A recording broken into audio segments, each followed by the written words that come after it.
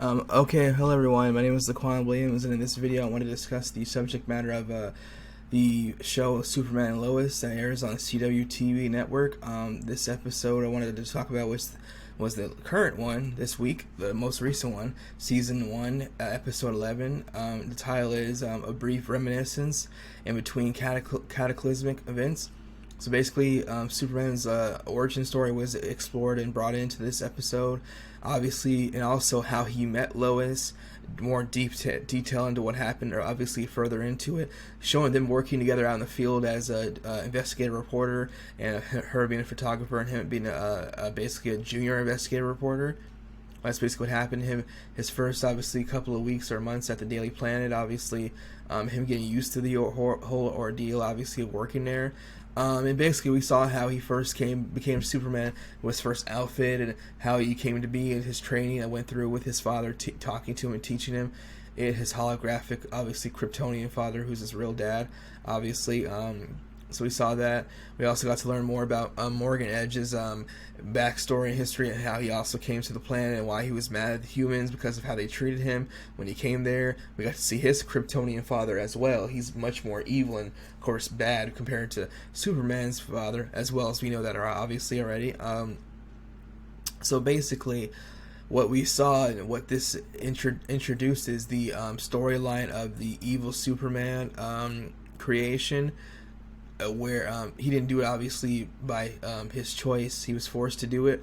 So basically, Morgan Edge gave Superman the proposal slash deal, join him and build a new Krypton on Earth, help me destroy the humans and also enslave them, and you can be fine, and you can live and obviously be wealthy and powerful with me. Superman said no, so Morgan Edge threatened his family, and he also said, if you don't do it, I'll tell everybody who your secret identity. I'll tell everybody if you have a family, and they'll be they won't be safe at all. They'll be in danger because everybody will know who you are. So basically, Superman said no. So he told Morgan Edge, I'll help you and join you, just as long as you leave my family alone and keep them safe.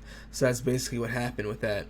I don't know what the plan is, obviously, moving forward, but John Henry Irons, who hasn't been on the show for about 3 episodes, was called by Lois Lane, but some people are saying that it could be John Diggle, which actually makes no sense because even though he's making an appearance on the show, Lois Lane was the one who was told by John Henry Irons, because he's from another different planet and world. And in that timeline, Superman goes evil. He said it's only a matter of time before what happens in my timeline happens over here. So that's who I'm assuming she called, because she wasn't told that by John Diggle at all. And obviously, John Diggle's character has not been shown at all in this whole entire season, but he will apparently be on next week's episode. On the episode that's coming out July 13th, when the show comes back on from like about a week and a half to 2 week hiatus.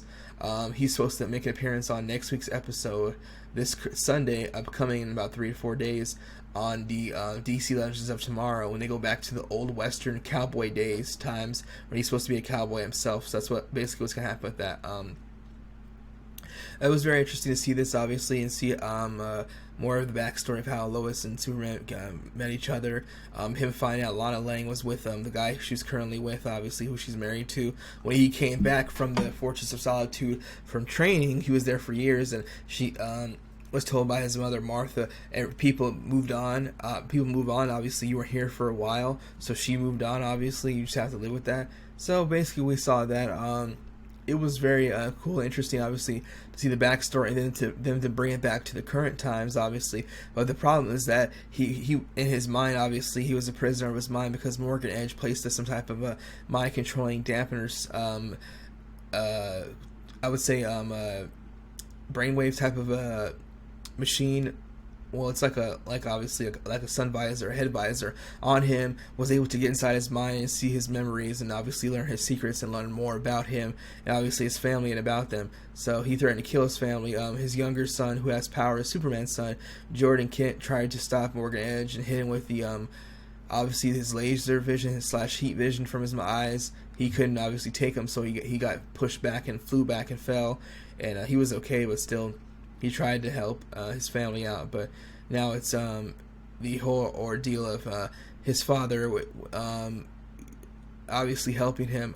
Morgan Edge's Kryptonian father was his only real father, helping him obviously bring Krypton to obviously this Earth, and obviously destroy the planet, take it over. And he has his own fortress of solitude that he built years ago. Almost basically, it looks like he destroys Superman's. His is out like in the Mojave Desert, out in the mountains in Arizona, the canyon type of area, so it's very dry and humid out there. Obviously, as you can see, Superman's is basically looking like it's in the North Pole or the Atlantic.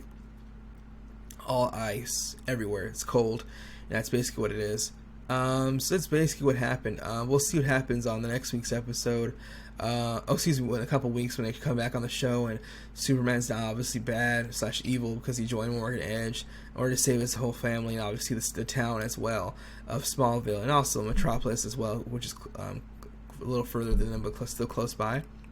So that's basically what happened. We also learned, obviously, more or less of Superman's family and his situation with his mom being with another man right before she was with her husband, which was spawned, obviously, him being the half-brother that he is, of Morgan Edge. But we found out when we looked at his obviously his dad, who was very mean. He said he's weak, but he'll join us. We have work to do. This planet is just nothing. We can build it back and destroy it and make our image obviously obviously stand out, obviously, and be the dominant race and or species.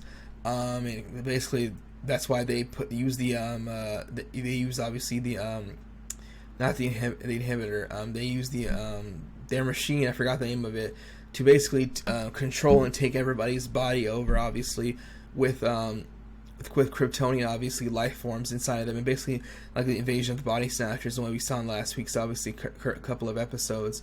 But that's obviously still something different. The X-Kryptonite that's being used, basically it was a whole bunch of it in the coal mine fields in Smallville, which is the reason why Morgan Edge came there in the first place, to trick the whole town to dig it up for him, so he can obviously do that. Similar to what happened in the Power Rangers movie with Ivan Ooze. He was able to trick all the parents in the town with his obviously his mind control and magic to dig up his exomorphicon skeletons, his big huge obviously machine titans, to destroy the whole city.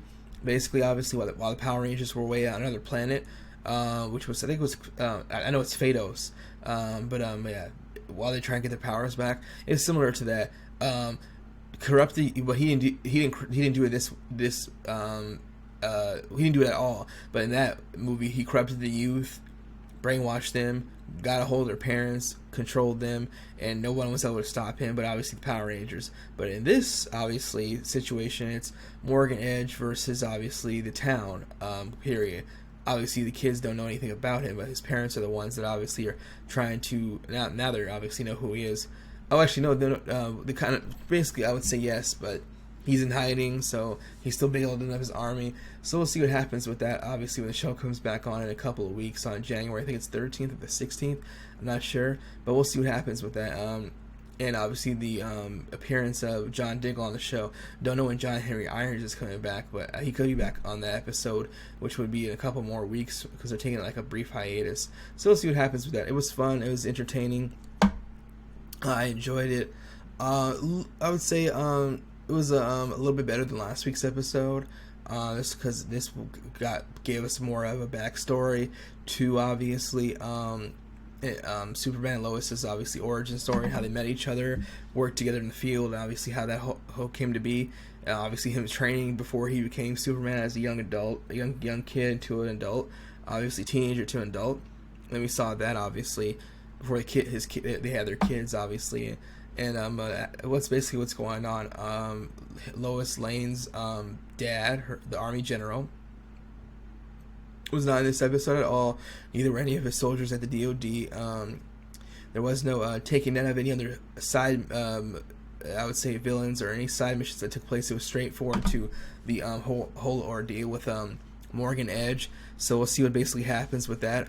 And that's basically it. It was fun. Like I said, a little bit better than last week's episode. I'm just really interested to see how would John Diggle help with Argus, some type of way to help the team, the whole Kent family out. I have no idea what's going on with that, and if John Henry Irons will also be in that episode too, which will be coming back in a couple more weeks. So we'll see what basically happens with that. That's basically it. Yeah, I don't think I really missed anything. But that's basically it.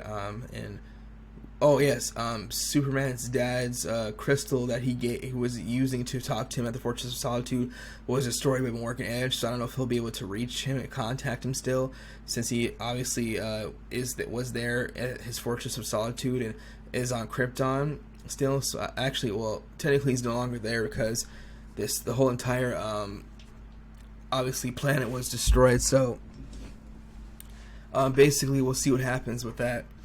And that's basically it. Yeah, it was cool, like I said. So that's basically it. That's all to say about this video. Let me know if you have not watched the show, if you are interested in seeing it, or if you stopped watching a couple episodes ago because it wasn't that interesting to you, based off of obviously, I guess, your expectations. That's basically it. It says there's some obviously Easter eggs here on ditofgeek.com about what they believe was on the screen and what they showed for as far as Superman, his origin story, and beginning with his first suit adaptation, and then beginning and having an introduction to the whole entire city of Smallville, Lois Lane, him being interviewed by Lois Lane as Superman on to national TV. That's basically what happened. And that's basically it. Yeah, that's what I have to say about that. That's basically it. Thank you again for watching. That's all I have to say about this episode again. As far as Lois Lane and Superman go, season 1, episode 11, and that's basically it. Thank you again for watching. That's all I have to say about this. Again, bye. Thank you.